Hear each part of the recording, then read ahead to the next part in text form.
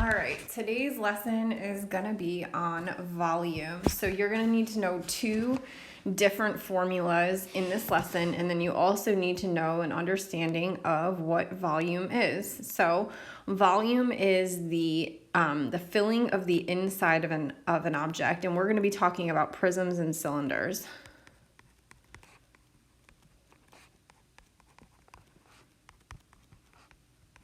So we're filling in the inside space of a 3D shape.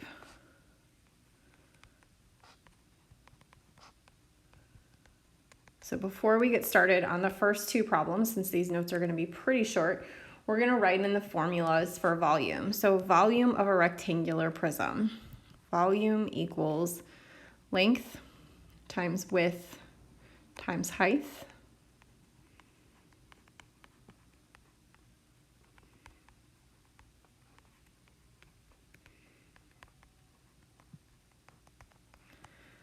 And then our second volume formula is for a cylinder, and that is volume equals pi r squared h.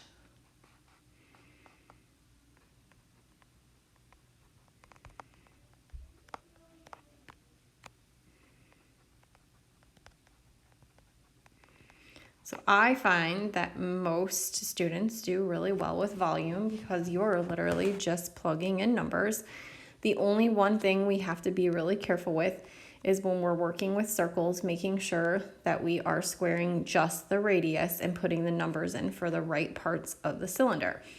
So let's start with our prism. So in all honesty, these three measurements over here do not matter in which order you put them. So you can call any of them the length, any of them the width, and any of them the height. So when you're doing this, it does not matter the order in which you actually multiply out your numbers. So I'm going to do 80 times 23 because I already knew 8 times 10. So volume equals 1,840 centimeters. Big difference is we cube it when we're talking about volume. So instead of squared, we're going to go cubed on our measurement labels. All right, so looking at this cylinder. So this cylinder is technically laying on its side.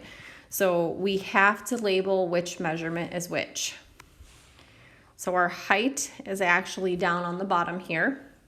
And we can see, because this circle is right here, that it is giving us the diameter. So we need the radius, so we're going to cut that in half. Our radius is 7, so you have to do a little pre-work on the cylinders. So now I can say 3.14 times the radius squared, multiplied all by the height. So to simplify this down, 3.14, I know 7 times 7 is 49. And then I can use my calculator for the rest. So I'm going to do 49 times 26.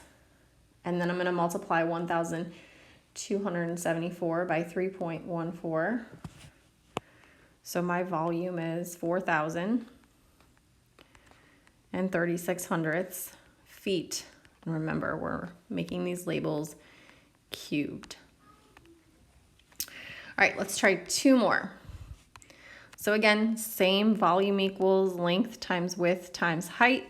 It does not matter in which order you put them. So I'm going to say 45 times 5 times 30. I know 5 times 30 is 150. And then I'm going to put in my calculator 45 times 150 equals a volume of 6,750 meters cubed. And last but not least, one more cylinder. So let's write down our formula looking above. Volume equals pi r squared h. Keep in mind, this is the height. And this time we're given the radius, half the distance across the circle. So 3.14 times 28 squared times 60. Why does it matter that you get the radius and height in the correct spot, which I noticed on surface area of cylinder many people were missing? Well, because you have to square the radius. So you want to make sure that you're squaring the correct number. Some other mistakes that I saw being made were that people were being given the diameter and they weren't paying close attention and splitting that in half to make it the radius. All right, so I did 28 times 28 and got 784. So now I can take all my numbers, 3.14 times 784 times 60, and this is a very large volume because of those big numbers, 147,705 and 6/10 inches cubed. All right, so really in recap, what you need to know is that volume fills the inside space of a 3D shape. And then you're going to be using these two formulas. Volume equals length times width times height for prisms. And volume equals pi r squared h